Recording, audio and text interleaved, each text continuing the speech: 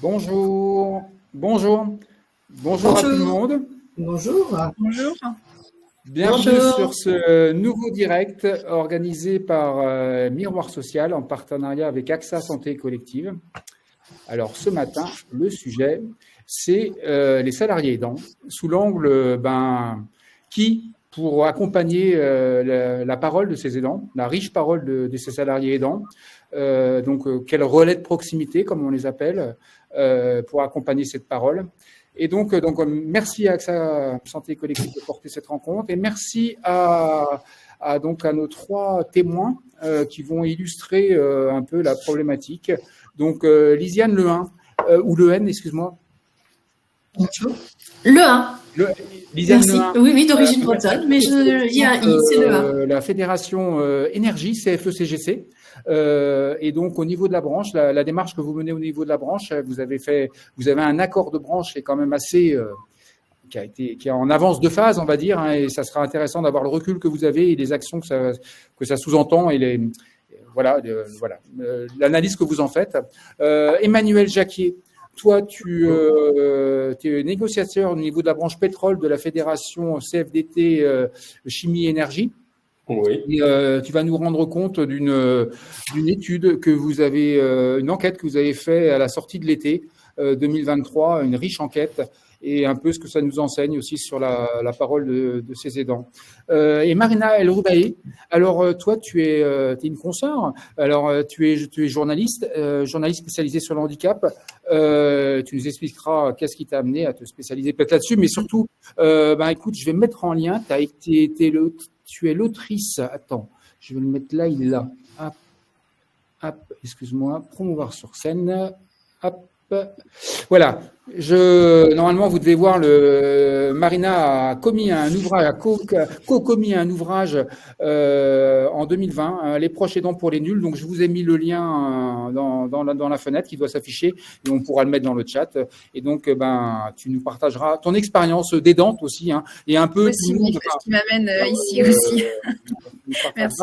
Ton expérience. Et donc, AXA, représenté par Sophie Mandelbaum, qui, toi, tu es en charge des relations avec les partenaires chez AXA Santé Collective. Et enfin, Christelle Schmuck, toi, tu es en charge de toute l'offre de services en prévention chez AXA Santé Collective. Et on va bien voir, ça sera l'occasion de t'entendre sur le champ de la prévention, l'importance de la prévention que ça sous-entend dès lors qu'on parle de salariés aidants. Voilà, écoutez, merci à vous Attendez, hop, qu'est-ce que je me mélange un peu les pinceaux avec mes interfaces.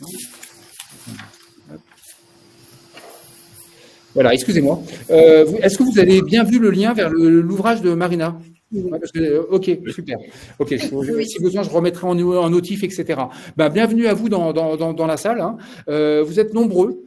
Et nombreuses. Donc, par rapport au sujet, potentiellement, il peut y avoir pas mal d'expressions. Donc, n'hésitez surtout pas à partager vos retours bien concrets sur ce que ça veut dire d'écouter des salariés aidants et de vivre peut-être les danses dans le cadre de son activité professionnelle. Parce que un des points de cette matinée qu'on vous propose, c'est de voir, il y a un cadre légal national qui s'est mis en place petit à petit avec le congé de proche aidant, avec l'indemnisation qui est montée petit à petit qui évolue. Mais voilà, ce dispositif-là national qui a été voté, qui s'articule avec aussi des actions au niveau des branches, on le verra avec la fédération CFE, mais également au niveau de la branche pétrole, qui vont entamer des négociations, eux, normalement à la fin de l'année, sur le sujet. Donc des négociations au niveau de branche, et aussi pour négocier donc des accords cadres, et également des négociations au niveau d'entreprise sur le sujet, qu'elles soient mixées dans des accords QVT ou accords handicap, mais qui traitent le sujet des salariés aidants.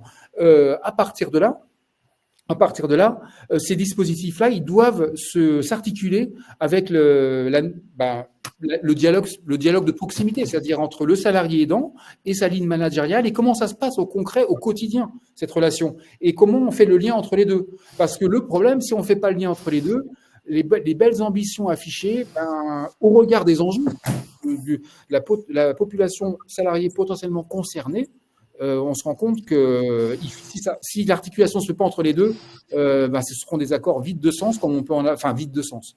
Pas vides de sens, mais en tout cas, qui ne toucheront pas leur public. Or, le public, il est large. Donc, je ne vais pas être plus long. Je vais te passer la parole, Sophie, pour nous expliquer un peu qu'est-ce qui amène AXA Santé Collective à porter cette rencontre avec Miroir Social. À toi la parole, Sophie.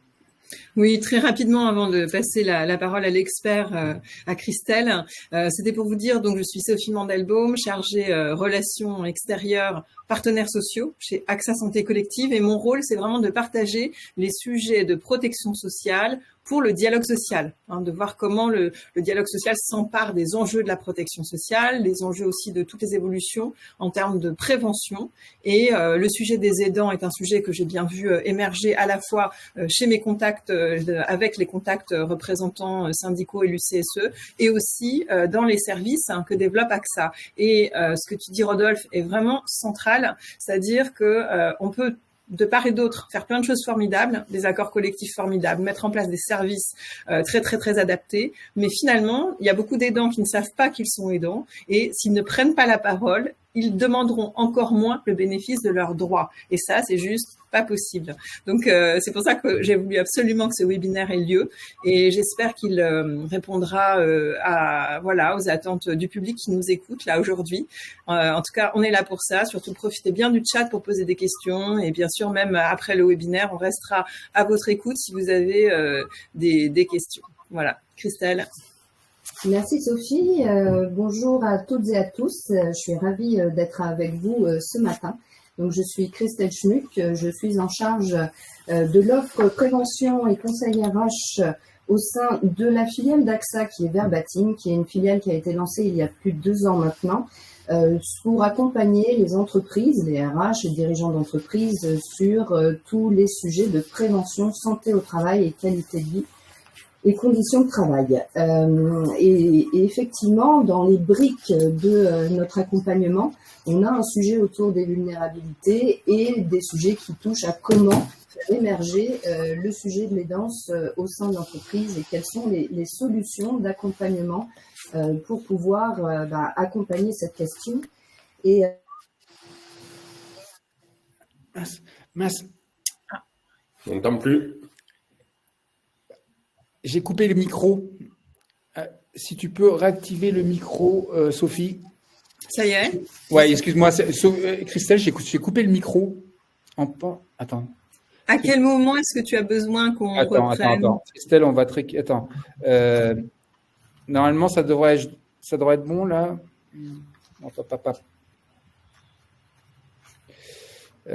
Christelle, est-ce que tu peux réactiver ton micro? Alors, parce que là, je coupe le mien. C'est bon, Christelle, c'est bon, on t'entend. C'est bon, excuse-moi, j'ai fait une manip que j'aurais pas dû faire. Du coup, je n'active pas mon micro, vous m'entendez? Non, bouge pas, c'est parfait, nickel. Excuse-moi. Tu peux. Okay. Excuse-moi de t'avoir coupé. Vas-y. Et du coup, je sais pas si vous m'avez entendu ou pas. Si, ça n'a pas duré longtemps, t'inquiète. Non, ça a vraiment duré de 10 secondes, même pas. Ok, parfait. Peut-être, moi, ce que je voudrais peut-être en introduction, c'est repositionner la question de l'aidance au sein de l'entreprise avant de parler des enjeux pour l'entreprise en matière de prévention, puisqu'on sait que l'aidance, c'est un sujet vraiment de sociétal croissant au regard de l'évolution démographique en France, et ça touche avant tout aux questions de solidarité. Puisqu'on sait que aujourd'hui on a 11 millions de Français qui apportent une aide régulière à un proche, que ce soit une personne âgée, malade ou porteuse d'un handicap.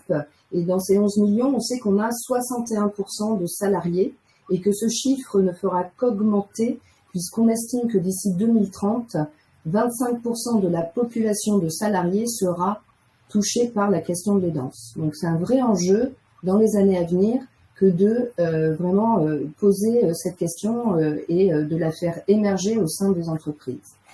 Peut-être quelque chose, moi, qui me tient beaucoup à cœur, c'est effectivement que les aidants sont la colonne vertébrale invisible du système de santé, puisqu'ils jouent un rôle quotidien en veillant sur leurs proches Et comme on sait, AXA a également fait une étude l'année dernière qui a été publiée, et je pense qu'on pourra vous donner le lien.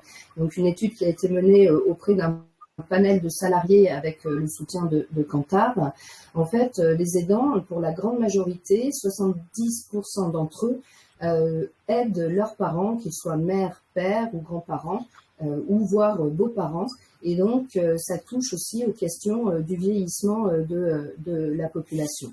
Et donc, ils ont un rôle clé, notamment dans le maintien à domicile, et surtout, parfois, se substituent aux soins pour leurs proches. Ils sont soumis, comme vous le savez, à de nombreux défis et stress quotidiens, hein, et puis avec des personnes encore plus touchées que d'autres. Je pense souvent, on parle du terme de génération sandwich, c'est-à-dire les personnes qui accompagnent à la fois leurs parents et à la fois leurs enfants, et donc qui peuvent avoir des risques d'épuisement importants.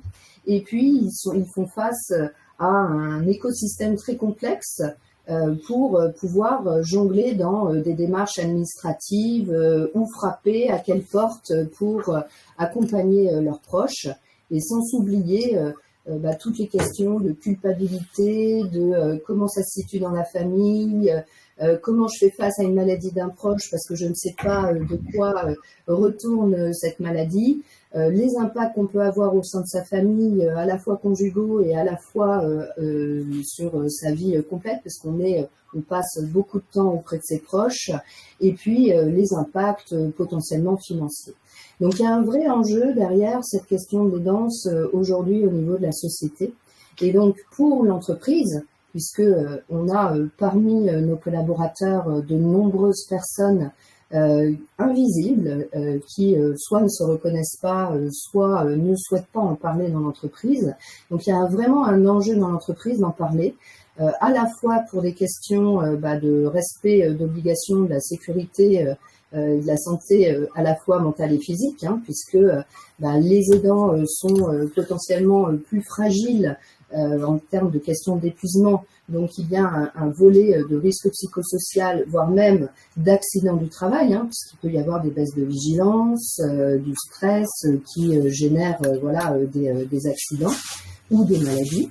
Et puis il y a effectivement un impact au niveau de l'organisation, d'un point de vue travail de l'équipe, des imprévus de dernière minute, parce qu'on a un proche qui est tombé malade, parce qu'on a besoin d'une hospitalisation d'urgence, et donc ça déstabilise au quotidien l'activité, ou voire même à court, voire moyen terme, et ça peut avoir des impacts forts en matière de motivation et de performance dans les équipes. Christelle, je pense. Oui. Est-ce que je peux me permettre un petit rebond, c'est avec l'allongement, la réforme des retraites, l'allongement de la durée de vie au travail, ça va pas améliorer les choses. L'enjeu devient encore plus prégnant, non? Enfin, de fait. Il devient, de toute façon, on sait que la population française vieillit, et après, effectivement, ça touche tout le monde. Alors, j'ai pas envie de dire plutôt les seniors, parce que aujourd'hui, l'aidant, c'est vraiment, on peut le voir comme une démarche inclusive. On sait que, alors, selon les études, l'âge d'entrée moyen dans la question de l'aidance, elle est, alors, selon des études à 39 ans, selon d'autres à 43 ans. Et donc, on peut avoir aujourd'hui des collaborateurs, pas forcément seniors, si tant est qu'on qualifie l'âge de la seniorité, mais selon nous, l'étude qu'on a menée l'année dernière, on a 30% des aidants qui ont entre 18 et 34 ans, 40% qui ont entre 35 et 49 ans, et un tiers qui ont plus de 50 ans. Donc, bien sûr, la réforme de la retraite peut venir impacter la question du maintien dans l'emploi, mais elle ne touche pas que les personnes les plus âgées dans l'entreprise. Mais par contre, ils vont être aidants plus longtemps. Ils peuvent être aidants plus longtemps parce qu'il y a les questions d'espérance de vie. Et donc, effectivement, on a la chance d'avoir une espérance de vie qui grandit, encore que maintenant, elle se tasse un petit peu dans les années qui viennent. Mais effectivement, ça pose la question sur du long terme.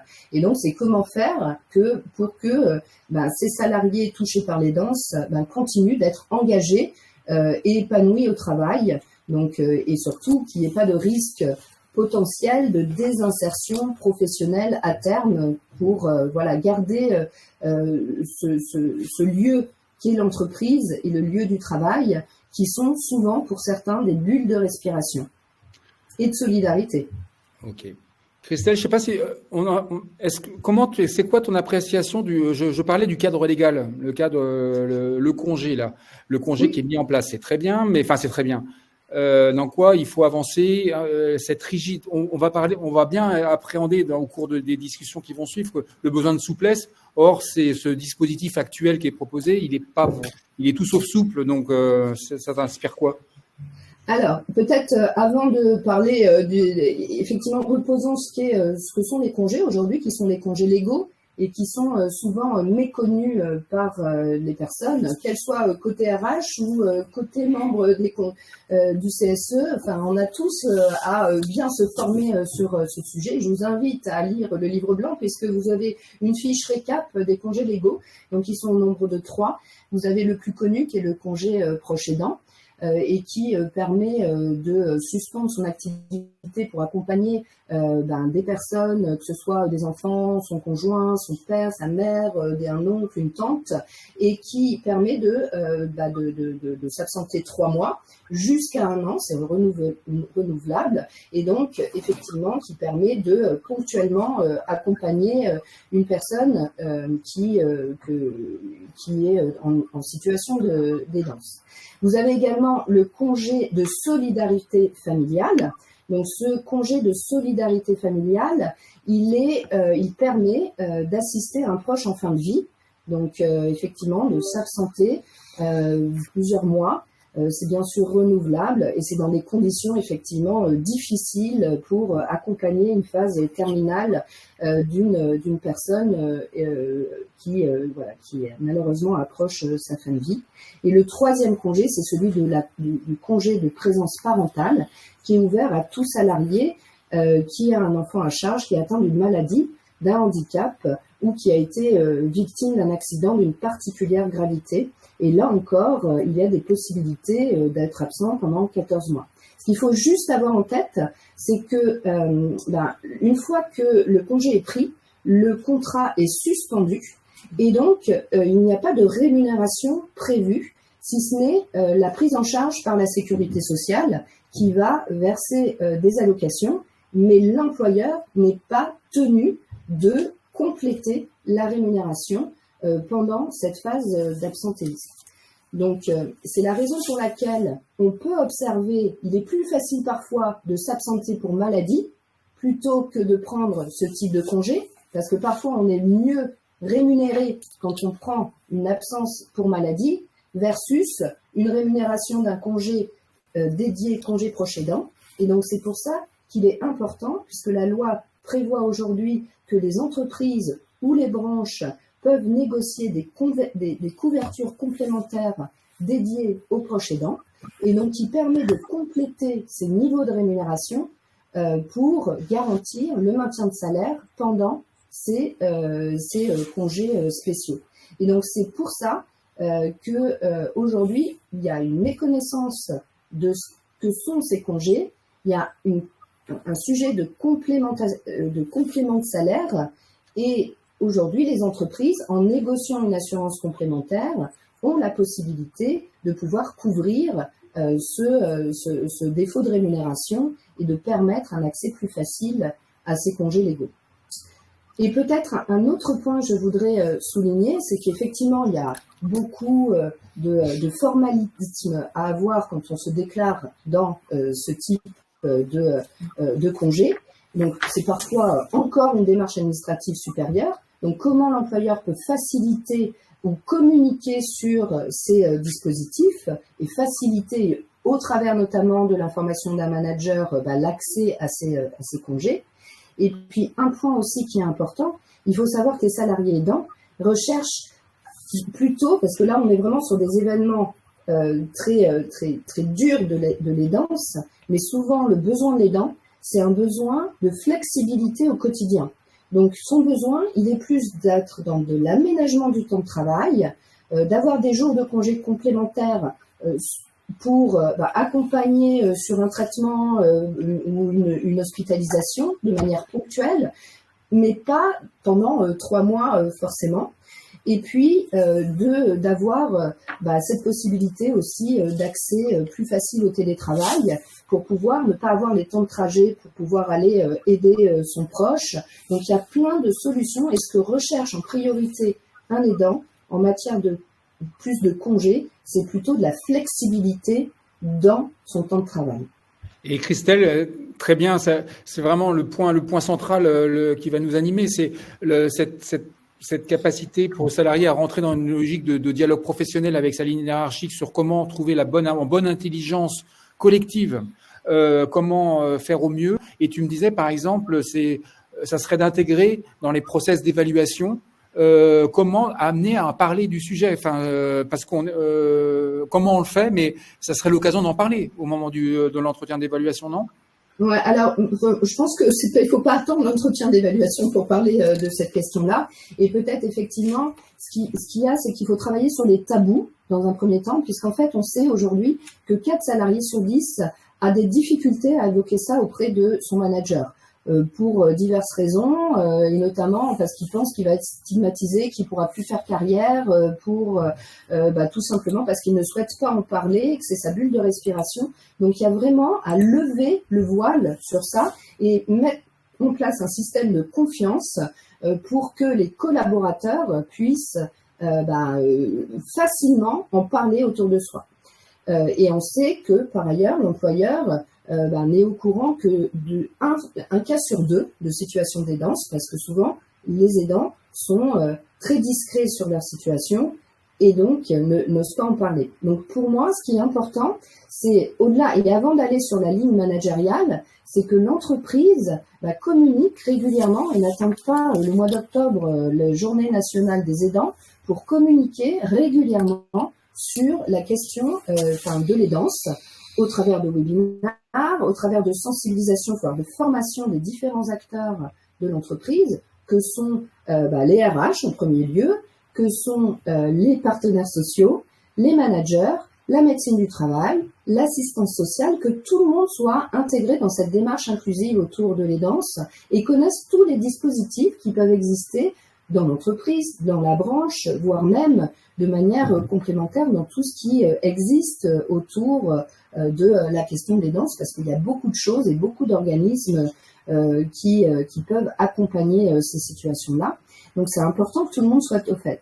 Et ensuite, du point de vue du manager, effectivement, il faut les sensibiliser sur le fait que ça ne doit pas être un tabou, que la liberté de parole doit être là, et surtout qu'ils soient attentifs aux signaux faibles qu'ils peuvent détecter, soit eux-mêmes, soit parce que les collaborateurs de l'équipe ou les collègues dans l'équipe le voient. Donc c'est pour ça qu'il faut aussi prévoir une information de l'ensemble des collaborateurs parce que souvent c'est le collègue d'à côté qui connaît la situation et qui potentiellement peut orienter la personne vers les bons dispositifs, voire créer le lien ou la médiation avec le manager. Donc c'est vraiment un écosystème de confiance qu'il est important de mettre en œuvre et pas forcément tout faire porter sur les managers, mais aussi sur l'ensemble des collaborateurs et de tous les acteurs au sein de l'entreprise. Très bien, Christelle. Alors, j'espère qu'on va retrouver Emmanuel qui nous a quittés. Il y a pas eu la connexion. Il faut que je le récupère au vol. On va y Christelle, un petit point sur, l'important de parler, sauf que ça se décrète pas. Donc, quand on dit, il faut créer des conditions de la confiance. Et comment, avant de passer la parole à Sophie, c'est comment, justement, vous avez une offre, là-dessus. Enfin, la notion de tiers, vous parlez de une offre de tiers manager. Ça veut dire quoi, concrètement? Justement, pour faciliter, justement, le fait que cette expression.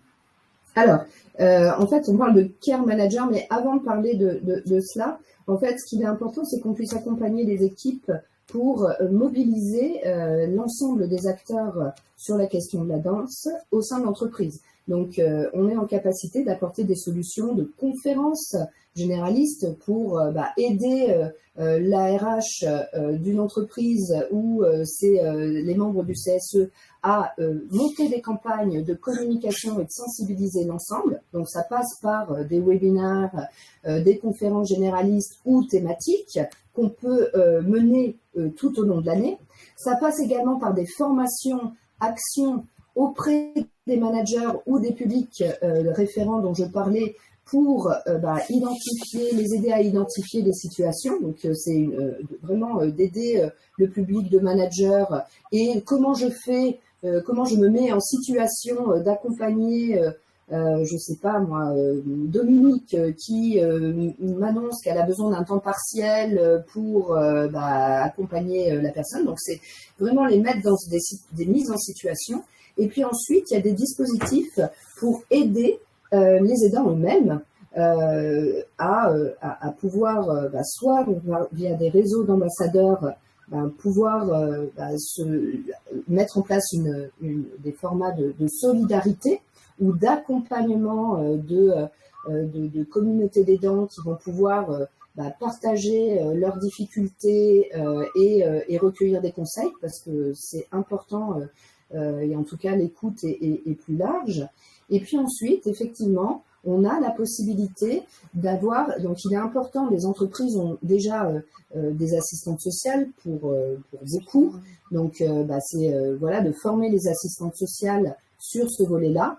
Et nous avons également la possibilité d'un pack de services possible qui permet à une entreprise de dédier une cellule qu'on appelle de Care Manager, C-A-R-E, qui permettent et qui sont des personnes et des experts dédiés à la question des danses. Et donc les salariés peuvent être accompagnés sur du long terme selon les besoins qui ont été évalués à les aider à faire des démarches administratives, à mettre en œuvre toutes des prestations, notamment sur des auxiliaires de vie, rechercher des établissements spécialisés, voire même peuvent les accompagner à trouver des solutions de répit, voire proposer du soutien psychologique pour les aider à passer cette étape d'accompagnement de leurs proches aidés, voire même répondre à leurs questions sur les aiguiller en matière médicale sur la maladie de leurs proches, parce que souvent les aidants sont démunis face à ça. Excusez-moi un tout petit instant, moi je vais faire un petit aparté parce que il faut que je trouve une autre salle et je suis dégagé de la salle où j'étais, donc il faut que je trouve une autre salle. Donc vite fait, je bouge. Excusez-moi.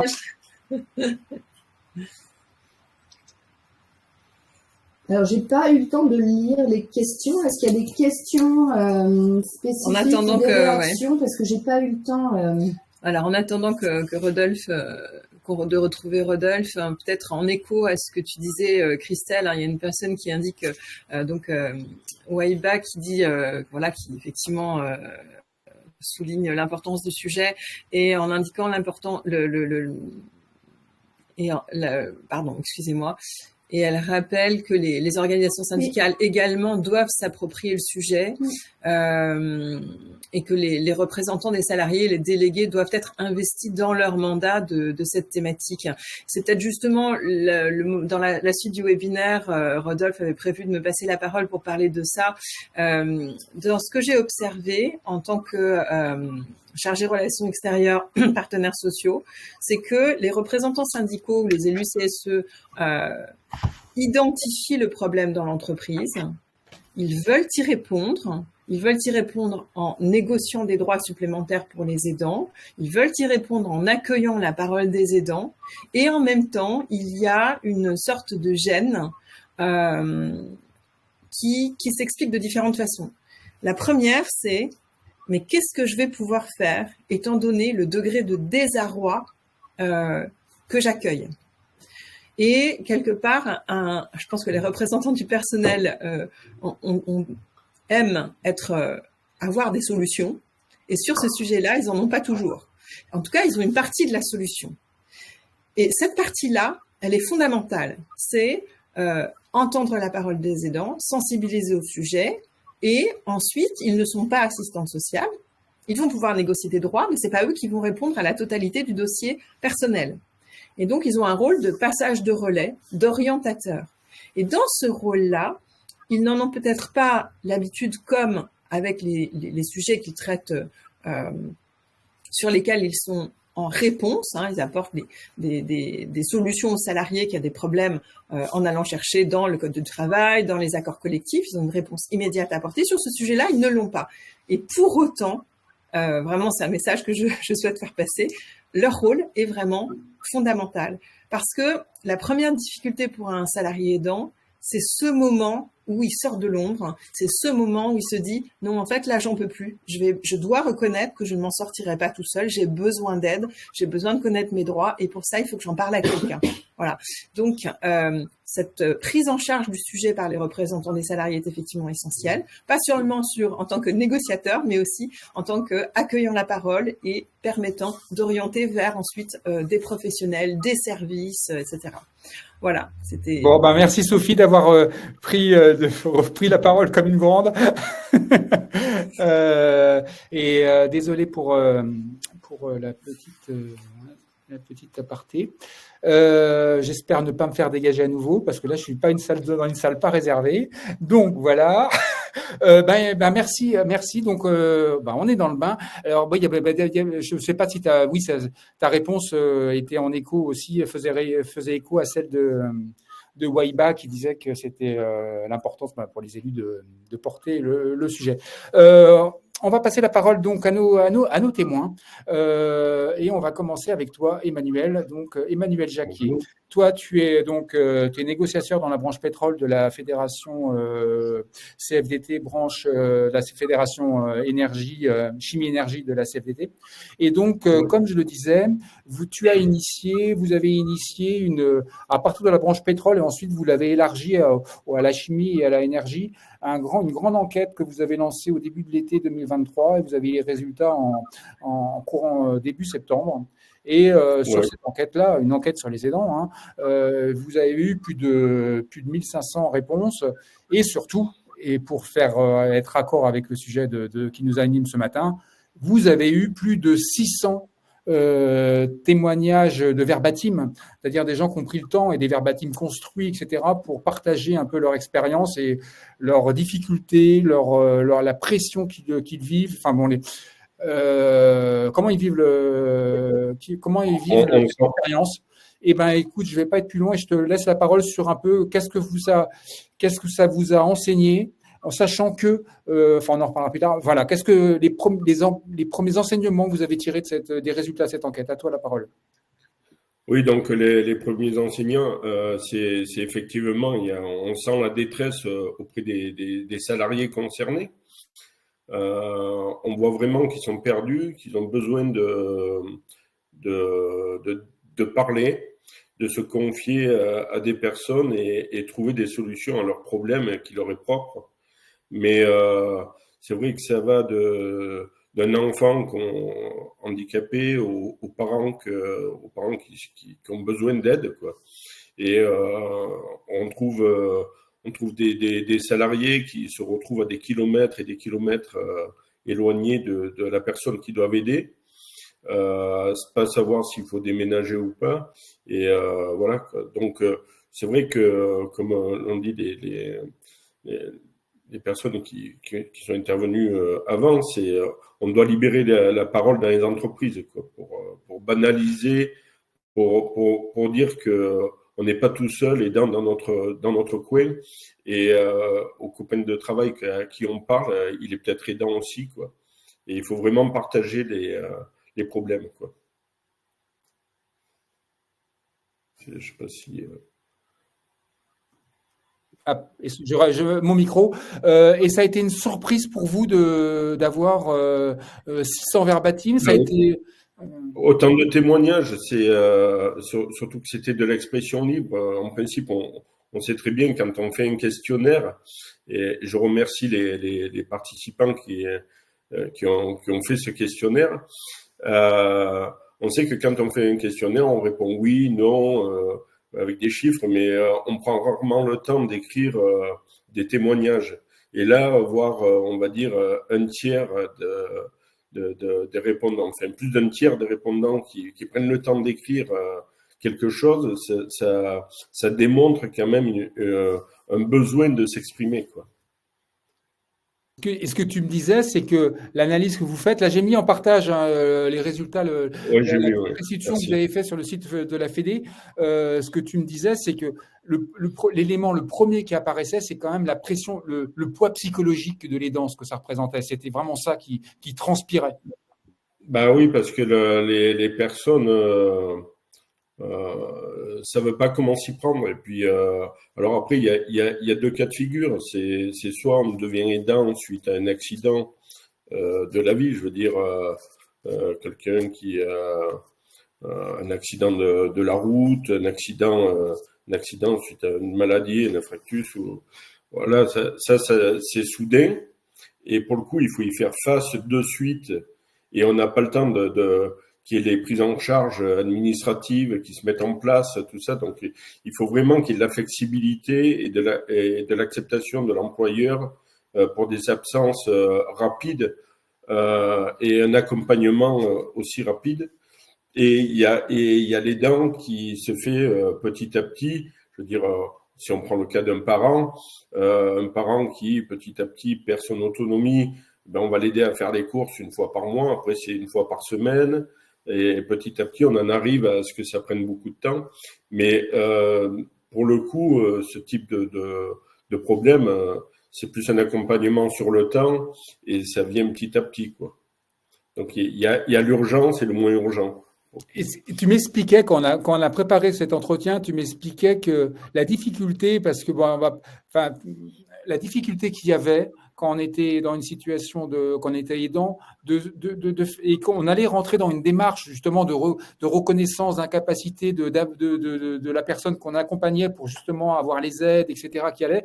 C'était une sentiment de culpabilité à faire la démarche pour le proche de fait de rentrer dans une logique de reconnaissance et une forme de culpabilité. C'était difficile psychologiquement à vivre.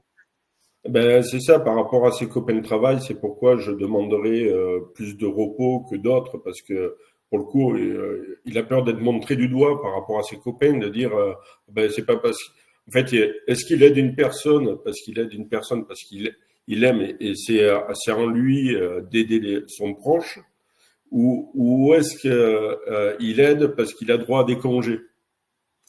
Et en fait, c'est quand même une volonté morale du salarié d'aider un proche, et pour pas culpabiliser, il a peur de demander, quoi. Et en fait, si on y autorise de l'absence, qui c'est qui prend son travail? Est-ce que c'est le copain qui reste tout seul, qui fait le travail quand il est absent, ou est-ce que quand il est présent, il faut qu'il travaille 2 fois plus pour rattraper son retard?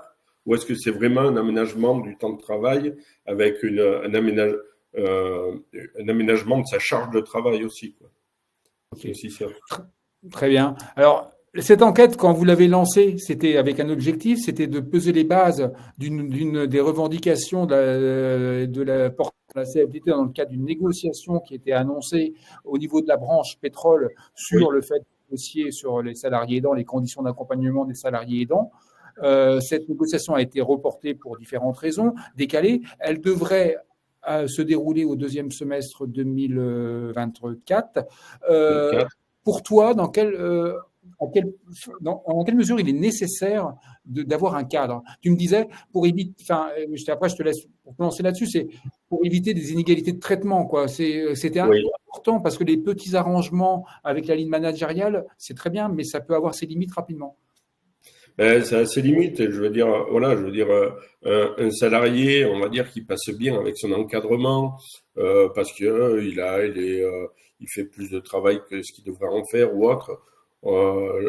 L'encadrement va lui accorder une journée de repos ou une demi-journée de repos où il va lui dire écoute, tu n'as qu'à partir et tu rattraperas demain ou après-demain ton travail ou sur plusieurs semaines.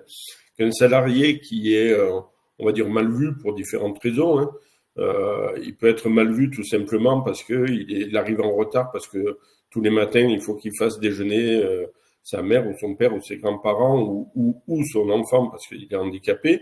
Et ça, son chef le sait pas.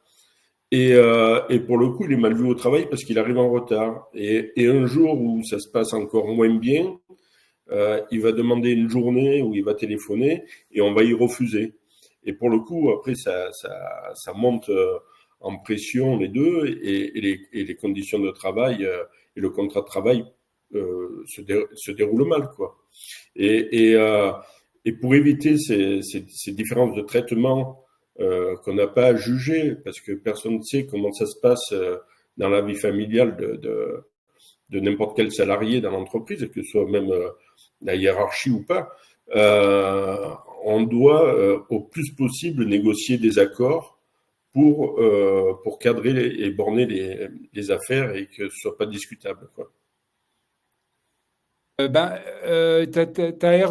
Alors, une autre petite, enfin, il y a une question là qui te concerne directement. Est-ce que on n'est pas directement dans le sujet, mais peut-être il y a des propositions qui sont alignées avec ça. C'est Hervé qui te pose la question quelles sont les propositions qui seront négociées dans la branche pétrole.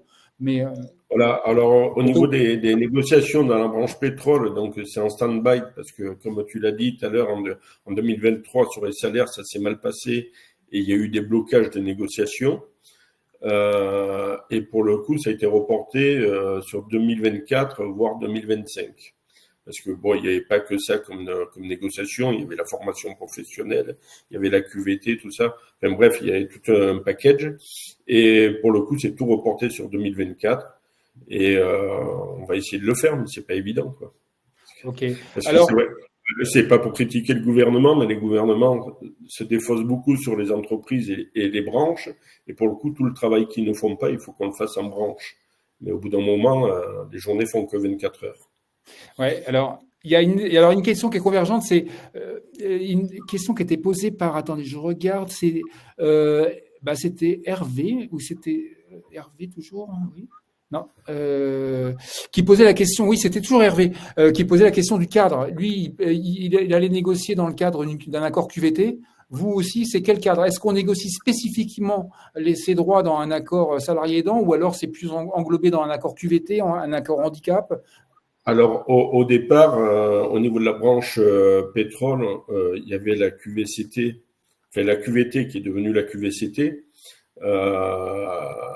Et j'avais demandé, la CFDT avait demandé à faire des accords séparés entre la QVCT, les aidants, le handicap, faire des accords différents de manière à ce que si on a des avenants à faire, ce soit plus facile que de faire un accord fourre-tout où finalement, parce qu'après c'est ok, faire des accords de branche c'est bien, mais il faut qu'il y ait la volonté de la chambre patronale au sein de la branche, d'écrire des choses au-delà du code du travail. Parce que si c'est pour écrire le code du travail, je vois pas l'intérêt, quoi.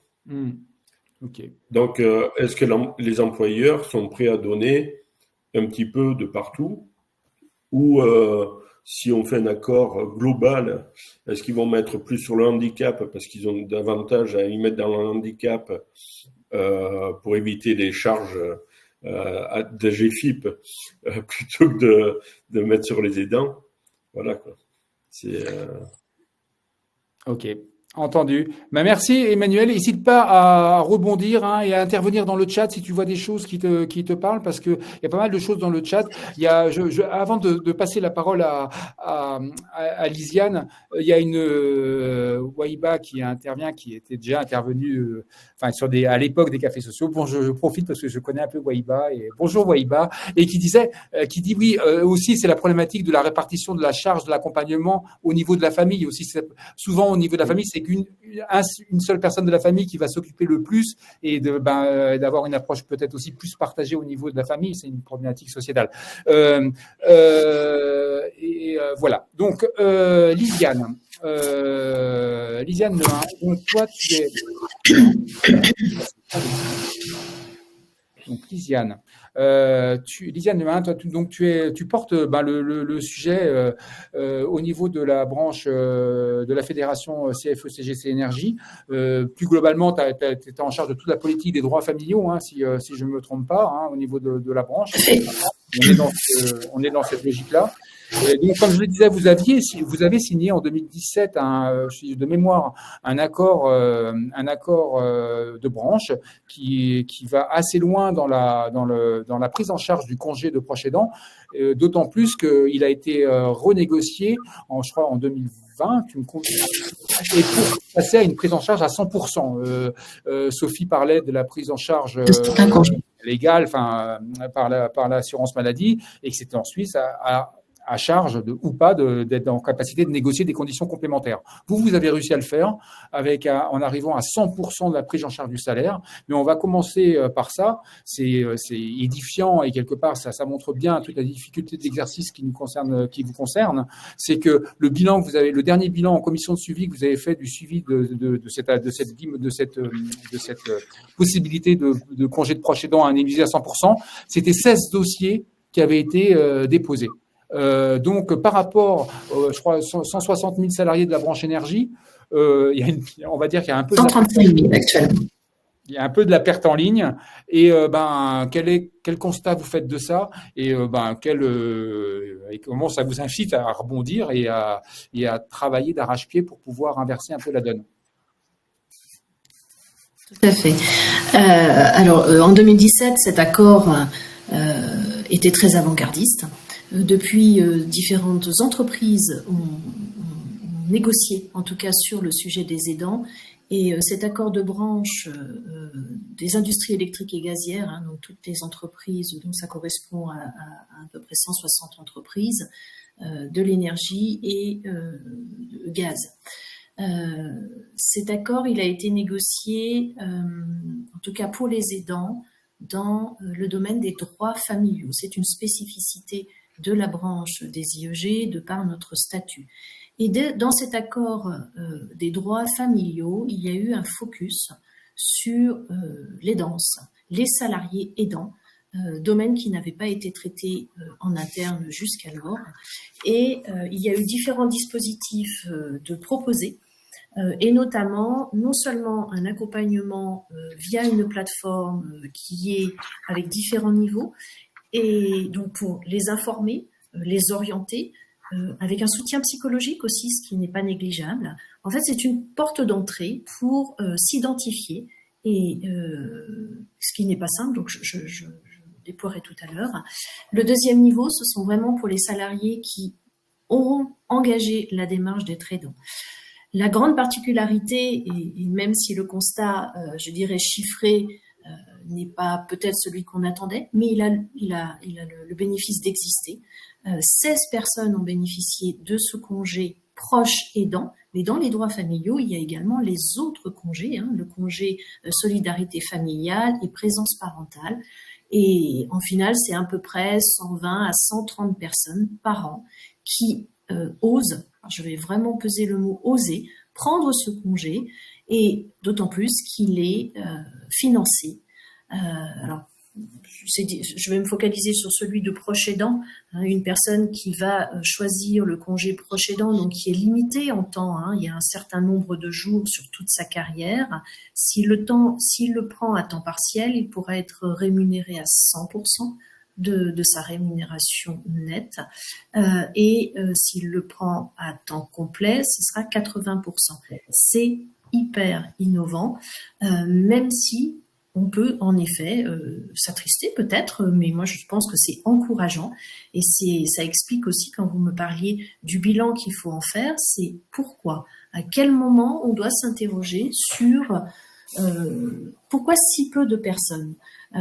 Je pense que au niveau de la branche, c'est aussi le rôle des organisations syndicales, et notamment la CFE Énergie s'engage à interpeller les employeurs, et peut-être de proposer, lors d'un prochain observatoire ou un comité de suivi, de faire un bilan ou une enquête, comme a pu être déployée auprès de la CFDT pétrole, si je ne me trompe pas, de savoir quels sont les freins, identifier les freins. On connaît les besoins, ils ont été identifiés, les besoins des salariés aidants. Il y a différentes enquêtes, notamment il y a l'OCIRP qui a fait une enquête très poussée sur l'identification des besoins des salariés aidants. Donc ça, on les connaît. Donc l'accord répond, en tout cas pour nous, à ces besoins. il est peu utilisé. Mais après, comme vous disiez, il faut s'orienter vers les relais de proximité. Donc, ils ont été cités tout à l'heure. Les relais de proximité, alors pour moi, j'ai aussi, avant d'être représentante dans une fédération syndicale, j'ai un parcours en santé au travail et j'ai beaucoup travaillé avec les réseaux sociaux. Nous avons cette chance dans les industries électriques et gazières d'avoir un réseau interne de plusieurs dizaines, peut-être centaines d'assistantes sociales, excuse-moi, je féminise le métier, et d'assistants sociaux, qui sont d'excellents relais pour accompagner, je dirais de façon presque anonyme, individuelle, voire intime, parce que quand on réussit à franchir le cap de se dire « je suis aidant », on a franchi un énorme cap.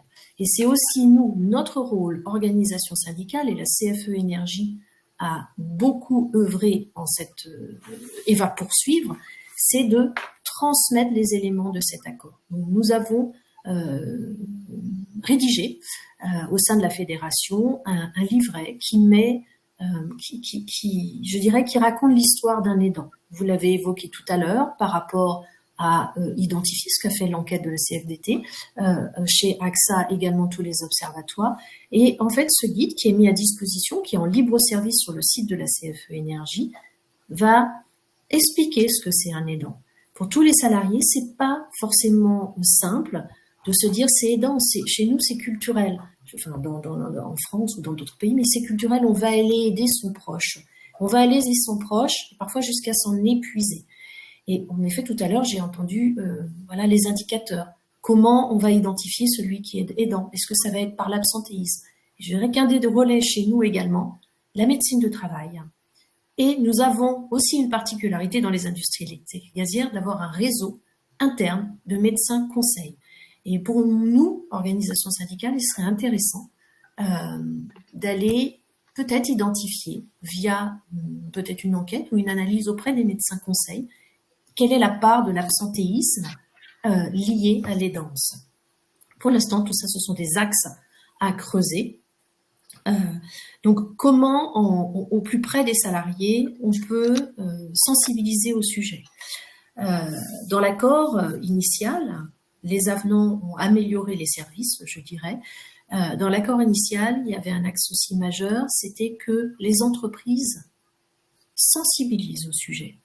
Ça a été fait très rapide, enfin je dirais dans les mois qui suivaient. Il est important de poursuivre et de ne jamais s'arrêter, de continuer à communiquer sur ce sujet.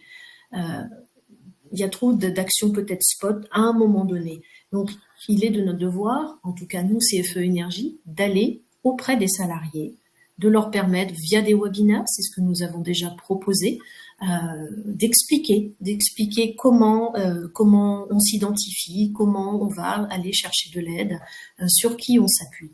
On a également, enfin moi j'ai eu l'occasion d'animer des séances et ce sont les ressources humaines qui sont venues essentiellement. C'était anecdotique peut-être, mais très symbolique et très révélateur. Même nos ressources humaines ont besoin d'être accompagnées sur cette thématique et sur l'accompagnement des salariés aidants. Le process est difficile. C'est aussi le bilan de ce peu de personnes qui ont sollicité ce congé. Comme vous l'avez expliqué tout à l'heure, il faut déjà, je dirais, classer l'aidé. Est-ce qu'il est dépendant? À quel taux il est dépendant? Est-ce que c'est lié à un handicap? Est-ce que c'est lié à une perte d'autonomie? Il y a la grille GIR, il va falloir faire évaluer l'aidé. Ensuite, il va falloir accompagner le salarié à se dire, ben oui, vous êtes aidant. Vous êtes aidant, pourquoi? Parce que vous avez régulièrement allé auprès de votre aidé. Il y a également, et ça on le propose dans notre guide, l'échelle de Zarit, Z-A-R-I-T, c'est autrement appelé l'inventaire du fardeau.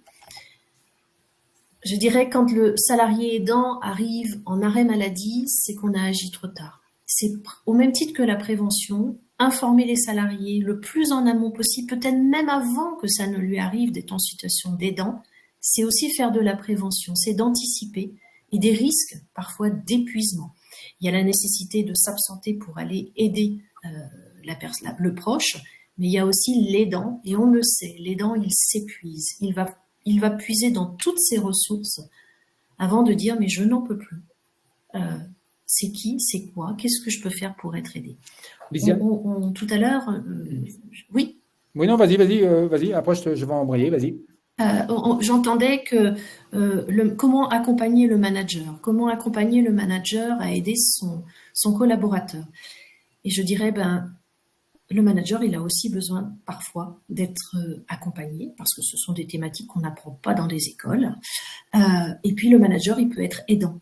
Et c'est encore bien plus difficile quand on a ce rôle d'accompagner une équipe, de dire je vais devoir m'absenter, je vais devoir être peut-être moins disponible à certains moments de la journée, mais ça n'empêche pas qu'il ne sera pas moins engagé. N'importe quel collaborateur. Il faut travailler sur est-ce que la notion d'absentéisme ou de surprésentéisme fait qu'on est moins performant. En tout cas, pour nous, on considère que la flexibilité d'horaire, l'adaptation des horaires en fonction de différentes périodes, je dirais, de sa carrière, ça n'empêche pas que le collaborateur pourrait être performant. Et je ferai un petit focus là, que j'avais pas prévu de faire, sur le manager aidant.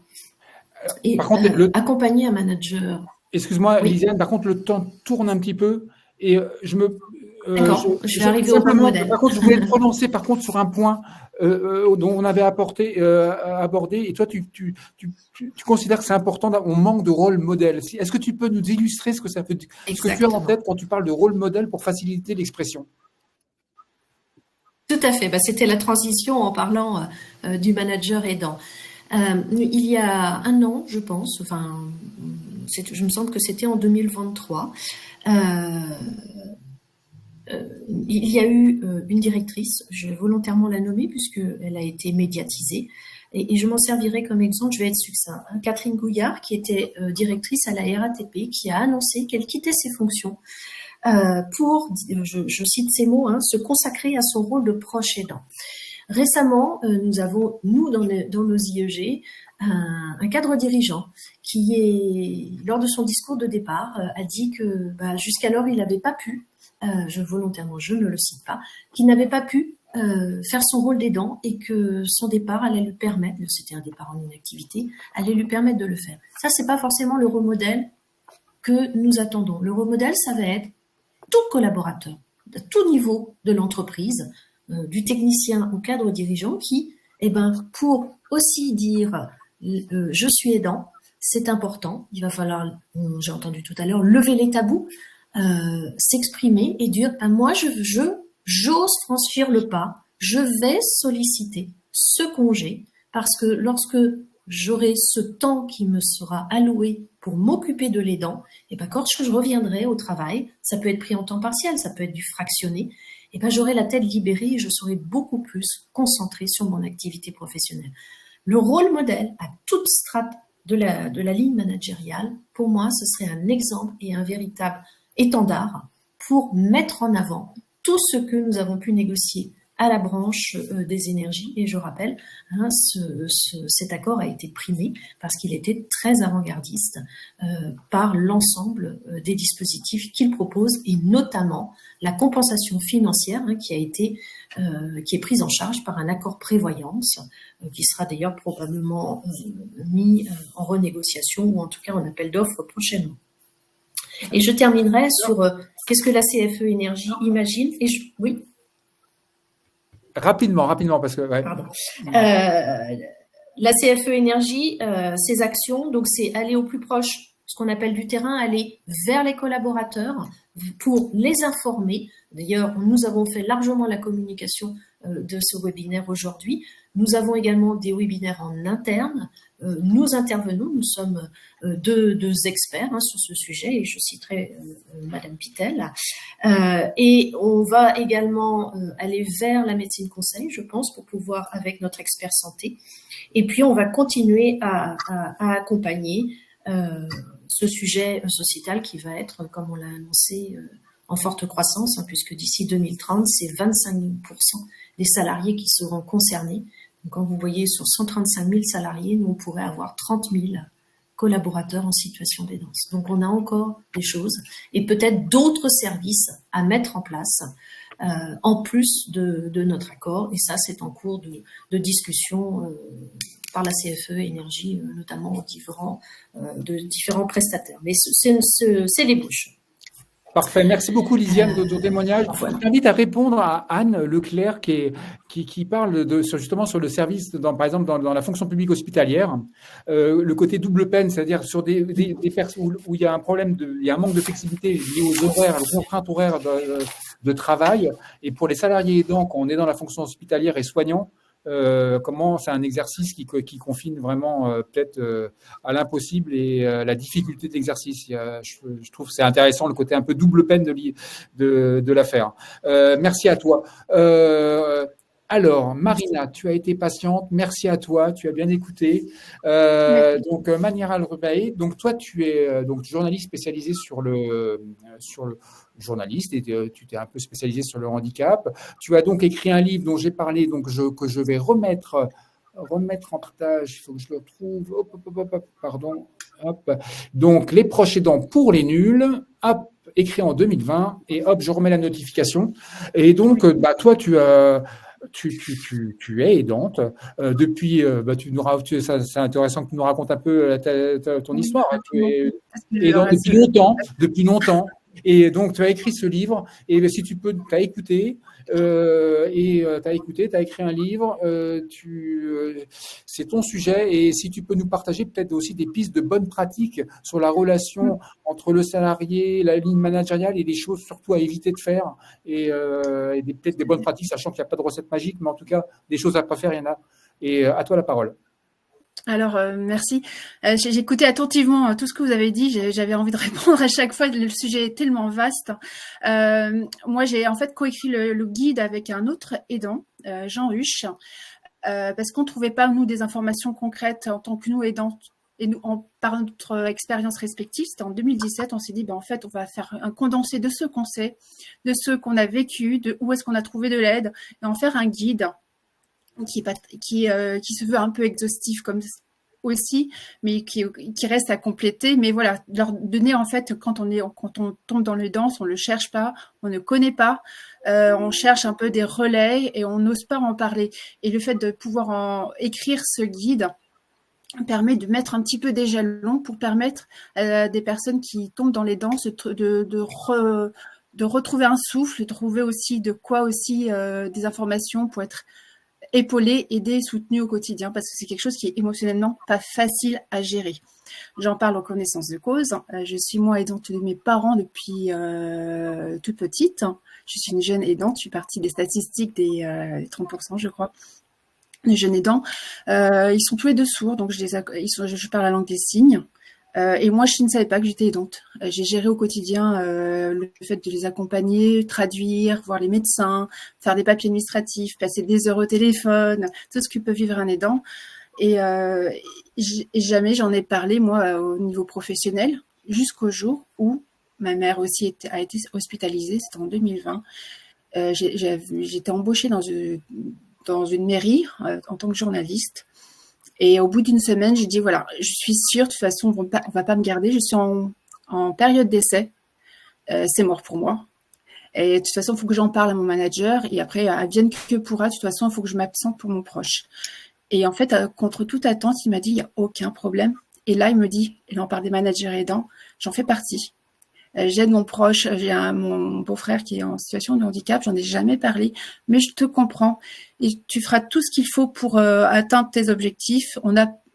J'ai pas eu besoin de négocier quoi que ce soit, c'était juste que je me suis sentie comprise, accompagnée, déjà rien que par l'écoute. J'avais pas plus à me culpabiliser entre choisir mon travail et à choisir accompagner ma mère. Et à partir de là où il y a eu cette écoute, il m'a dit, voilà, tu gères ton travail, tu as des objectifs à tenir, mais tu gères, si tu arrives un peu plus tard, tu pars plus tôt, si tu dois poser des jours de RTT ou des demi-journées pour pouvoir accompagner, il n'y a aucun souci. J'en ai informé aussi mes collègues et il y a eu une compréhension mutuelle. Il y a eu en fait un soulagement pour moi d'avoir été en fait juste comprise, entendue dans ma réalité et que c'était pas un problème en soi. Et ça, pour moi, ça a été un déclic. Et je me suis rendu compte qu'énormément de salariés n'étaient pas dans ce cas-là, qui restaient dans l'ombre, qui n'osaient pas en parler. Parce que c'est un sujet qui reste malgré tout tabou. Comme on a dit tout à l'heure, c'est 11 millions d'aidants en France, la moitié travaille, et on n'en parle pas. On va attendre le dernier moment avant d'en parler, comme moi j'ai pu le faire avec mon manager. Si j'avais su, j'aurais eu la présence d'esprit de pouvoir, si j'avais eu cet indice de confiance pour que ma parole soit respectée et aussi qu'il y a cette confiance-là, j'en aurais parlé plus tôt. Et je savais pas non plus que j'avais aussi des droits. La limite, c'est qu'on va faire des petits arrangements entre services. C'est ce que fait chaque manager plus ou moins. Allez, c'est entre nous, on va s'arranger, etc. Sauf que chaque personne reste isolée dans son service, ne partage pas les bonnes pratiques. C'est-à-dire qu'on va bricoler quelque chose où il n'y a pas de cadre bien défini. Donc, parfois, on peut sortir de son périmètre d'action en sachant qu'il y a quand même un cadre à respecter au niveau d'entreprise, de sécurité, d'assurance, etc. Donc, le fait de partager les bonnes pratiques autour sur la situation des aidants est important. De ne pas rester seul en tant que manager, apporter ça au niveau charge aussi émotionnelle. Et là, je parle aussi des délégués syndicaux. De dire, voilà, je porte en moi, en fait, je ne sais pas comment faire, je ne sais pas comment accueillir la parole, je suis en capacité de le faire, mais comment je peux faire le relais aussi? On ne sait pas, on manque d'informations.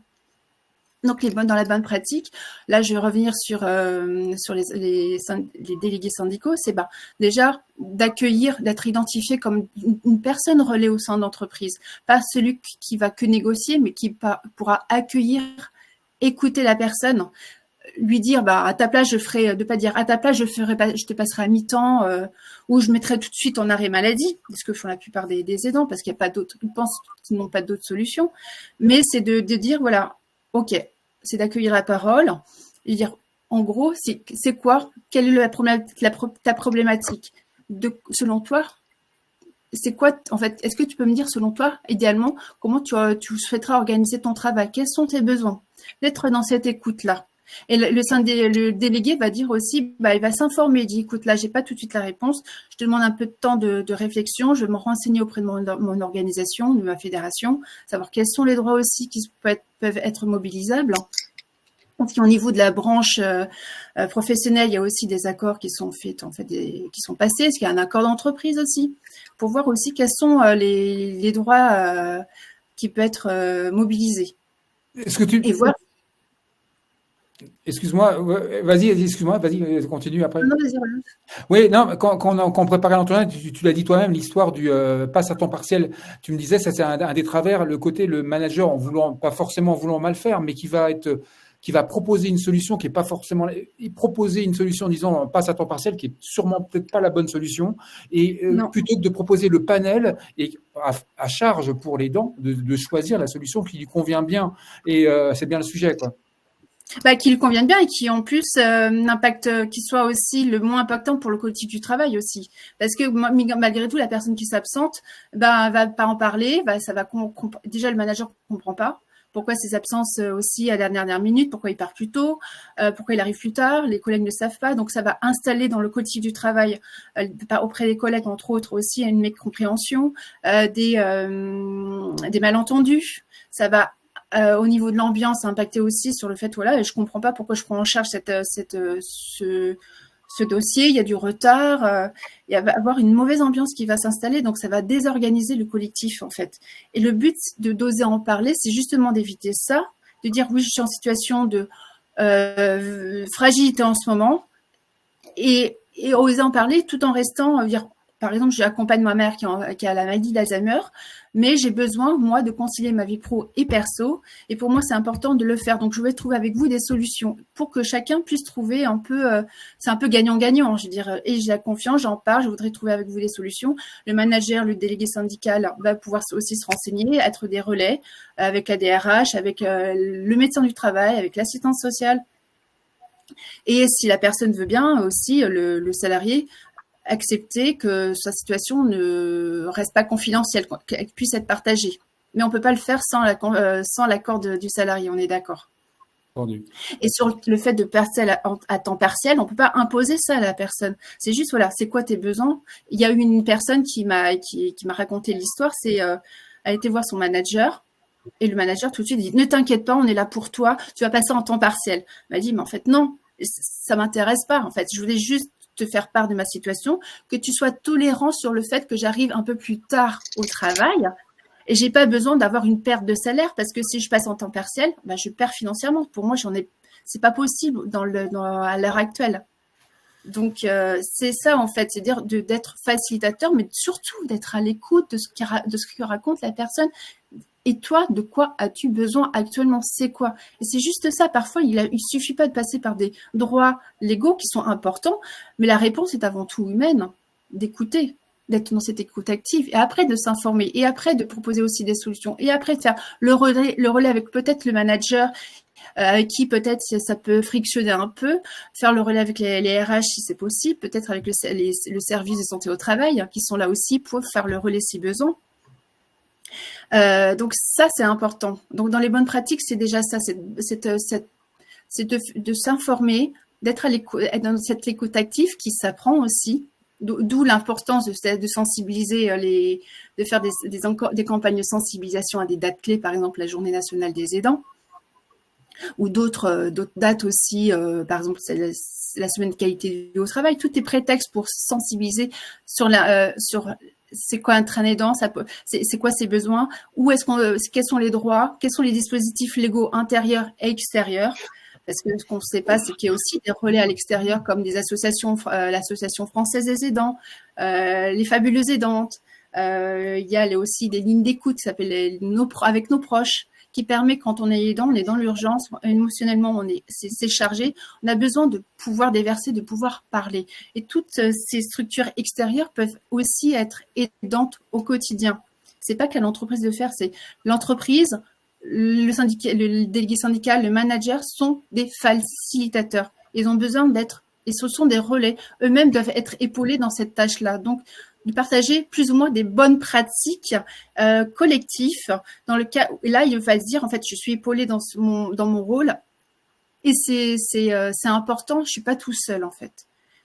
Entendu. Donc voilà, c'est assez, c'est des points qui sont importants.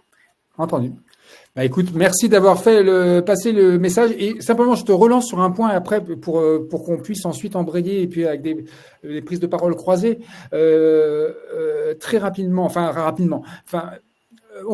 on parle du congé. Tu sais, on parle du congé aidant. On a bien vu, c'était pas heureusement pas que la seule solution, mais ça sous-entend pour être éligible de justifier que la personne qu'on accompagne ait un taux d'incapacité je dirais que 4. Enfin, je suis pas du tout un spécialiste, mais enfin bon, bref, un taux d'incapacité. Ça prend un certain temps à avoir cette reconnaissance. Ça peut être 6 mois, ça peut être 12 mois, ça peut être refusé, etc. Comment on gère pendant ce temps-là, on s'épuise. On en a parlé. Pendant ce temps-là, l'aidant, il est à la tâche pour accompagner le proche, qu'il soit indemnisé, couvert ou pas, quels que soient les moyens, il va trouver la ressource pour pouvoir accompagner.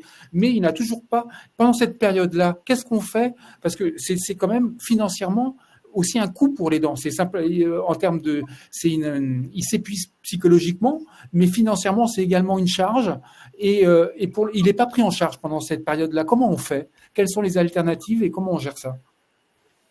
Alors, la question, je n'ai pas compris, pardon. C'est comment on gère ce délai pendant les 8 mois où la personne qu'on accompagne n'est pas encore reconnue comme qui justifie le fait qu'elle va avoir le droit à une AGA ou une allocation pas liée à la dépendance, etc. L'APA. Enfin, je suis pas du tout un spécialiste, je me mélange peut-être les pinceaux. Enfin, bref, dans la tuyauterie, il y a la perte en ligne, il y a des gens qui attendent beaucoup, longtemps, et pendant ce temps-là, ils s'épuisent. Et comment on fait? Voilà, c'est ça la question, en fait. En fait, la personne va chercher elle-même des ressources, si elle peut, si elle ose demander aussi. Ça, c'est le point important. Si elle ose demander aux structures qui va pouvoir l'accompagner. Il n'y a pas de réponse toute faite parce que chaque fois, c'est une histoire unique, c'est du cas par cas. C'est l'aidance en général et c'est l'histoire de la personne.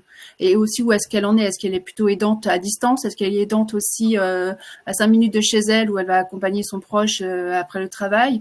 C'est aussi le temps qu'elle passe au téléphone, elle s'absente pour pouvoir passer des coups de fil au département. Tout ça, c'est très chronophage, c'est très épuisant.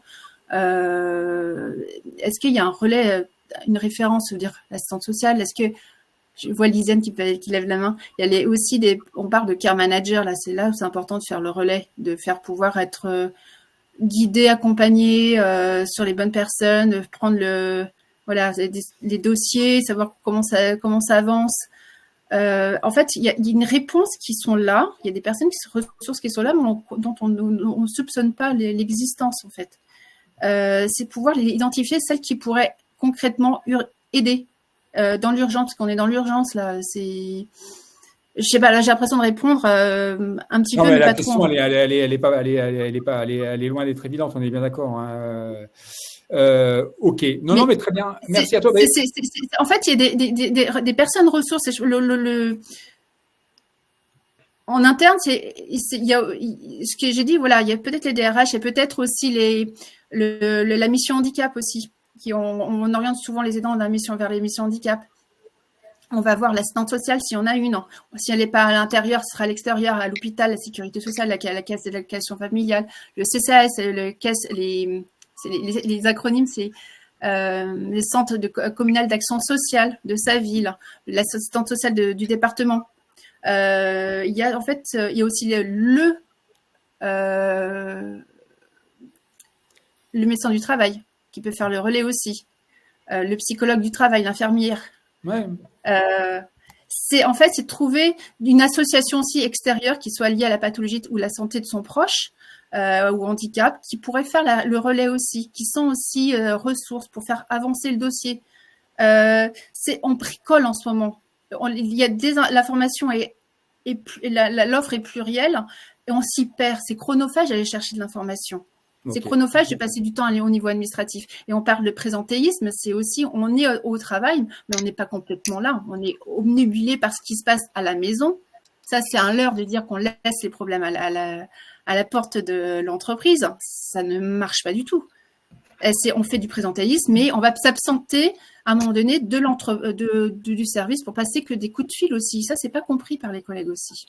Alors, il y a des réponses, voilà, mais c'est très, très large, en fait. Alors, Marina, je t'ai lancé sur une question super ouverte et fort de ton expérience, tu pourrais tenir bien sûr toute la journée. Donc, je te propose quand même, merci de ton écho. Mais Lisiane. Ce que je veux dire, c'est en tout, c'est tout ce qui est négociation de branche, tout ce qui est accord d'entreprise, c'est pas d'agir dans l'urgence, d'agir, c'est d'être en prévention, à être en amont pour préparer le terrain, pour donner les bonnes réponses aux personnes qui ont besoin, parce que c'est quand même énormément de personnes dans l'entreprise. On est isolés les uns des autres et on ne sait pas que le collègue peut être impacté, que le manager peut être impacté et que si on parle de ce sujet de manière collective, on pourra apporter ce sujet et ce sera non tabou. On trouvera des solutions et avant tout humaine. Il faut être important d'être dans le dialogue, dans cette écoute. C'est quoi ton besoin en fait? Et après, on va composer quelque chose qui va correspondre plus ou moins à ta réalité. Merci Marina, merci beaucoup pour ton témoignage, vraiment vécu, donc merci à toi. Lisiane, tu voulais rebondir? Oui, je voulais rebondir parce que c'est vraiment un axe de progrès, c'est comment répondre à l'urgence lorsque le statut d'aidé, je dirais, aidant, n'est pas encore vraiment défini. Enfin, il est défini par la loi, mais en tout cas, il n'est pas acté. Et c'est vraiment sur ce point qu'il y a un axe de progrès. Et je dirais que tout repose là, alors bien évidemment en fonction du métier exercé, un opérationnel qui doit faire tourner, je dirais, une machine, il peut ne pas pouvoir s'absenter ou être remplacé dans l'urgence. Et ça, c'est vraiment un point, en tout cas, nous qui nous tient à cœur à la CFE Énergie, c'est de pouvoir répondre à cette période d'extrême urgence. Alors certes, on peut pas pallier non plus, je dirais, à des devoirs de l'État, des structures d'urgence, des secteurs d'accueil. Ça, c'est pas le job de l'employeur. Mais par contre, est-ce que on pourrait s'interroger? Est-ce qu'il y a une possibilité d'anticipation des congés sans que toutes les démarches, je dirais, de GIR soient actées? Pour l'instant, c'est en tout cas pour nous un axe d'amélioration et qui permettrait peut-être d'enclencher plus de congés. Parce qu'il y a de l'abandon en ligne. Les salariés abandonnent parce que ils prennent des congés, ils épuisent l'intégralité de leurs congés. Donc vraiment, ça repose aussi sur, je dirais, sur une démarche managériale globale de confiance envers. Alors j'accuse pas du tout les managers, ils font ce qu'ils peuvent aussi, mais en fait de culture d'entreprise. Je prendrai un autre exemple. Il y a eu pendant des ans des années et les fameux jours enfants malades qui existent dans différentes entreprises. On laisse le salarié s'absenter pour pouvoir s'occuper de son enfant. Et ben, ça peut être également pour l'aidant. C'est une piste. Il y a un témoignage là-dessus. Il y a quelqu'un qui a témoigné dans le chat sur le fait que dans son entreprise, il avait mis en place le don de jour. Merci à toi. Emmanuel, si tu veux rebondir, n'hésite surtout pas. Oui, en fait, oui. Oui, je disais, on voit vraiment ce que j'ai dit tout à l'heure. Il y a deux sortes d'aidants. Il y a l'aidant en état d'urgence et l'aidant qui se fait petit à petit, quoi. Et c'est vrai que le temps que tout se mette en place par rapport à la reconnaissance de l'agir, la mise en place de l'APA pour les aides à la personne, mais au-delà de ça aussi, à l'heure d'aujourd'hui, l'urgence se traite par des arrêts maladie, quoi. Il n'y a pas d'autre solution que pour l'instant. Pour l'instant, il y a que ça, quoi. Bah, on pense qu'il n'y a que ça, mais il y a quand même tous ces dispositifs comme les autorisations d'absence ponctuelles, comme des horaires différés et autorisés, peut-être du temps partiel annualisé qui peuvent être négociés à un temps très court. Tout ça, on manque d'informations sur ce qui existe et mobilisable en fait. C'est d'accepter que la personne, ok, tu arrives un peu plus tard parce que tu as accompagné ton enfant qui va être qui va aller à l'IME, tu ne peux pas être là avant 9h30, 10h30, 10h moins le quart par exemple. C'est autoriser ça, ça permet aussi de déculpabiliser la personne en disant je peux travailler plus ou moins en bonne sérénité et tout en accompagnant mon proche.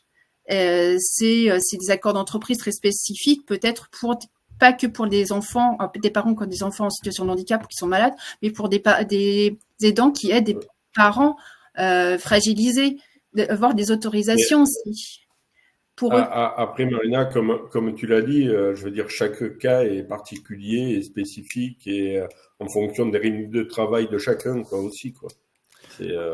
Alors, il y a des pistes. Il y a des pistes d'action qui ont été. Lisiane en parlait, une forme quelque part, et Marina t'en avait parlé aussi, qu'on avait cadré. On a une forme de subrogation qu'il faudra inventer, la subrogation qui s'applique sur la santé, qui pourrait également une forme de subrogation à inventer, peut-être sur le fait que l'employeur soit dans une logique d'anticipation. Dans le chat, il y a eu des idées, par exemple, de réfléchir sur la notion de poste adapté comme on a sur le handicap, peut-être, à voir si ça peut être intéressant. Il y a une autre idée qu'on pourrait aussi lancer actuellement. Actuellement, il y a une négociation sur les seniors, etc. L'idée d'un temps partiel senior, elle existe dans un certain nombre d'entreprises, de grandes entreprises qui permettent aux seniors d'être à temps partiel avec une prise en charge majorée, etc. On pourrait imaginer un temps partiel aidant, etc. Donc, les dispositifs, ils sont nombreux. Moi, je mets ça dans la barque et qui veut rebondir là-dessus, sachant que je vous propose peut-être de prolonger de maximum 10 minutes, hein, mais peut-être pour entendre un peu chacun sur justement terminer cette matinée avec les idées peut-être que vous avez en tête pour faire avancer le sujet. Oui. Les idées, il y en a, c'est pas le problème, mais c'est le financement. C'est qui finance les mi-temps, qui finance parce que on voit bien qu'il y a l'État qui se désengage de tout ce qui est hospitalisation, il y a un report de charges financières qui est envers l'individu. Mais après, c'est qui prend en charge les mi-temps. Quand on voit, à l'heure d'aujourd'hui, les accidents de travail, certaines entreprises les cachent en disant vous avez un accident de travail, ben le déclare pas, reste chez toi une semaine, tu t'es tordu la cheville, tu reviendras après, rien que pour pas payer pour éviter de payer des surtaxes. Donc, partant de là, c'est pour ça que les arrangements entre amis, quand tout va bien, l'employeur va dire bon allez c'est bon, vas-y parce que toi tu es un copain, tu peux t'absenter et voilà. Et celui qui est indispensable et qui est à la chaîne et qu'on ne peut pas remplacer comme ça, eh ben, il faudra qu'il aille bosser. Alors bon, je suis pas défaitiste, hein, je suis combatif et on va arriver à avoir des choses, mais il va falloir se battre, quoi. Mais après, c'est, comme tu l'as dit tout à l'heure, l'allongement du temps de travail par rapport aux retraites. Je veux dire, quand on est à 62, 63 ans, si on garde encore nos parents ou autres, physiquement, c'est pas évident non plus, quoi. Faut adapter. Mais enfin, voilà, quoi. Il y a plein d'idées, mais si c'est pour marquer dans les accords d'entreprise ce qu'il y a dans le code du travail, il n'y a pas d'intérêt non plus, quoi. Ok, entendu. Ben écoutez, Christelle, peut-être, Sophie. Et après, je vais peut-être rapidement juste rappeler quelque chose. C'est vrai que souvent, ce qui fait qu'un sujet devient un sujet de dialogue social, c'est pas seulement la gravité de la situation, la gravité humaine, malheureusement, ne suffit pas à faire d'un sujet un sujet de dialogue social. L'histoire nous montre qu'il faut aussi des incidents, des drames, des murs, des enjeux économiques. Sur les aidants familiaux, pardon, je voudrais quand même rappeler qu'on a à peu près une estimation aujourd'hui, alors il faudrait voir par tranche d'âge, hein, mais on a un tiers des aidants qui décèdent avant la personne aidée. Il y a un moment où ça va sortir, voilà. Il y a un moment où on va avoir un cas emblématique qui va remettre le sujet sur le tapis. L'enjeu économique, on l'a déjà, c'est l'absentéisme. Alors, un médecin, il va pas dire un tel a pris un arrêt de travail parce qu'il est aidant, hein, donc on n'arrive pas à l'identifier, on a un problème d'analyse, et tant mieux, comme ça au moins les personnes sont protégées dans l'anonymat, mais il y a un moment, il y aura un volume qui va faire que ça sera plus tenable sur les comptes, parce que ça se reporte sur les comptes de la sécurité sociale, de la prévoyance et l'absentéisme pour l'entreprise, avec les problèmes de continuité d'activité. Voilà. Après, on sait bien hein, que c'est un sujet qui renvoie au sujet d'organisation du travail, qui est un thème difficilement partagé dans le dialogue social. La QVCT, les accords QVCT vont rarement jusqu'à la question de l'organisation du travail où la remplaçabilité et la continuité d'activité peuvent être mis en place. Mais voilà, comme disait Emmanuel tout à l'heure, il faut être confiant, il faut être combatif, il faut imaginer une société intelligente et dans laquelle chacun à son niveau va pouvoir prendre sa part pour qu'on se soit au global une société plus accueillante pour les aidants et plus efficace globalement. Et puis, Merci, quand on agit pour les aidants, on agit aussi pour toutes les personnes en situation de fragilité dans l'entreprise. Hein. Je veux dire, à un moment donné, on traverse aussi des difficultés, des drames, des divorces. Ça reste en fait, voilà, c'est agir indirectement pour les aidants, c'est agir sur la qualité de vie au travail aussi. Qu'est-ce qu'on fait quand on a une personne en difficulté en entreprise? Est-ce que la personne osera en parler à son manager, au délégué syndical, ou est-ce qu'on va trouver aussi des solutions? Voilà, c'est important d'avoir cette confiance-là, de donner ces signaux-là. Sans ça, on reste dans le silence et dans le mur du silence. On n'ose pas en parler. Et après, il y a la dégringolade. Entendu. Lisiane, et après, Christelle, je te proposerai le mot de la fin. Lisiane, tu avais... Alors, rapidement, Christelle, parce que avec Lisiane, excuse-moi. Oui, ça... Ouais. Ok. Moi, je dirais, il y a encore beaucoup à faire. Quand j'ai repris un peu l'histoire des aidants, ça fait 20 ans, 30 ans qu'on en parle sur différentes angles, à savoir l'aide à domicile et puis la professionnalisation des aides à domicile et puis le salarié ou le proche familial qui devient aidant. Et je crois qu'il y a aussi un axe, on parle beaucoup de soft skills, c'est vraiment une ouverture très très large. Les compétences des salariés aidants, ils ont maintenant le statut salarié aidant. Quand est-ce qu'on reconnaît leurs compétences de salariés aidants? Parce qu'ils ont décuplé une énergie formidable et surtout des compétences logistiques, d'organisation, alors malheureusement souvent au détriment de leur santé. Et je crois qu'il y a, en tout cas nous, organisations syndicales et la CFE Énergie, on étudiera ce sujet de la reconnaissance de la compétence du salarié aidant. Il y a déjà des DRH qui se prononcent, en tout cas sur ce sujet, et on les encouragera. C'était mon mot de la fin. Merci pour cette ouverture, Lisiane. Christelle, et peut-être, excuse-moi Marina, mais alors très rapide, parce que Marina, effectivement, Très rapidement, Marina, avant de passer la parole à Lisiane, si tu avais en conclusion. La conclusion, c'est déjà que la personne ose en parler. Elle se reconnaît en tant qu'aidante. Déjà, pour après chercher les solutions aussi auprès de son employeur. Parce que ça, c'est important de se reconnaître. Et quand on pourra se reconnaître, on pourra aussi reconnaître ses compétences d'aidant. On a déployé au sein de dans l'intimité pour l'entreprise. Ça va aussi par palier, en fait. La reconnaissance, l'information, le droit, et puis après la reconnaissance en tant que salarié aidant de ses propres compétences qu'on pourra aussi faire valoir dans l'entreprise. Et je rejoins complètement Lisiane, mais je crois qu'on est vraiment trop en amont sur ce sujet, mais c'est bien de pouvoir le mettre sur la table. Ok. Emmanuel, si tu as un petit mot avant que je passe la parole à Christelle pour… Il faut libérer la parole dans l'entreprise et banaliser le mot de l'aidant pour justement que les entreprises voient qu'il y a beaucoup d'aidants quand même et beaucoup d'amour chez les salariés. Parfait pour le message. Eh bien, Christelle, prends le temps, mais ouais, tu as bien, justement, tu as la possibilité d'embrasser tout le sujet qui a été adressé. Alors, en fait, tout a été dit et un grand merci à toutes et tous d'avoir vraiment englobé cette problématique de l'aidant. Moi, je résumerai que c'est un sujet… on le sait, sociétal, et donc de fait, c'est un sujet qui doit s'inscrire dans la durée. Et donc, il y a des choses qui bougent, il y a des bonnes pratiques. Lisiane citait l'exemplarité de l'accord des industries électriques et gazières. Et bien, en fait, ça fait bouger aussi les lignes. Donc, il y a progressivement…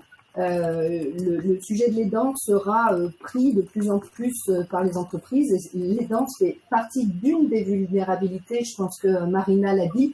Il y a beaucoup de choses dans l'entreprise, des périodes hautes, basses. Donc, effectivement, l'aidant fait partie de ces sujets et l'entreprise est un terrain de solidarité. Moi, je pense que, Emmanuel parlait de ce climat de confiance.